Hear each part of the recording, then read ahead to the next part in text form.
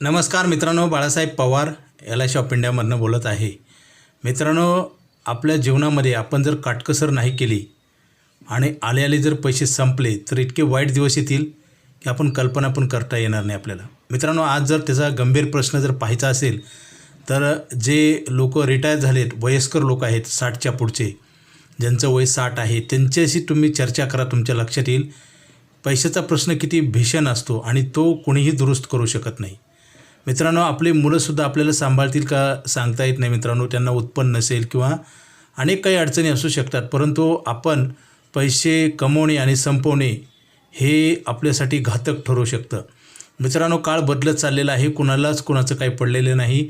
आज कुणाचाच कोणी विचार करत नाही आणि महागाईंचा आगडोंब उठलेला आहे. मित्रांनो, आज बघा, जीवनावश्यक ज्या गरजा आहेत त्याची किंमत भराभर वाढत आहे, म्हणजे अतोनात वाढते. इन्फ्लेशन जास्त आहे आणि आपल्याला जगण्यासाठी अन्न, वस्त्र, निवारा 3 गोष्टी अत्यंत आवश्यक आहे.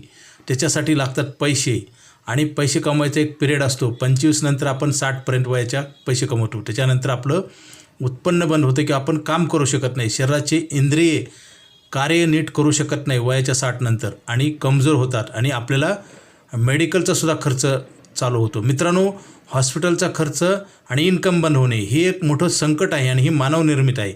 आपण जर आज उद्याचा विचार करून जर बचत नाही केली, आणि बरेच जण बचत करतात परंतु चुकीच्या ठिकाणी. मित्रांनो, इन्व्हेस्टमेंट कुठली वाईट नसते, सेव्हिंग वाईट नसते, परंतु आपल्याला लाँग टर्म आपल्याला हेल्प केली पाहिजे, मदत झाली पाहिजे. LIC ऑफ इंडिया ही भारत सरकारची संस्था आहे. मित्रांनो, आता आयुष्यभर पैसे देणार आपल्याला नाही, आयुष्यभर इन्शुरन्स, नॉनस्टॉप पेमेंट मिळतं. मित्रांनो, नॉनस्टॉप आपल्याला काम पण मिळत नाही. वयाच्या 60 नंतर बऱ्याच नोकऱ्यातनं आपल्याला रिटायरमेंट घ्यावं लागतं किंवा दिलं जातं. आपली गरज काय हे कोणी लक्षात धरत नाही. मित्रांनो, आपली नोकरी बंद होते आणि आता तर आपल्याला कुणालाच पेन्शन नाही. मित्रांनो, फक्त मिलिटरी सोडलं तर बाकी पेन्शन कुणालाच नाही. आणि आपल्या आता सध्या लोकसंख्या वाढल्यामुळं महागाई वाढली आणि कुणाला काळजी पण राहिलेली नाही. मित्रांनो, हे मानवनिर्मित संकट फार भयानक भीषण निर्माण होणार आहे. त्यासाठी तुम्ही LIC ऑफ इंडियामध्ये आयुष्यभर पैसे देणार आपल्याला नाही.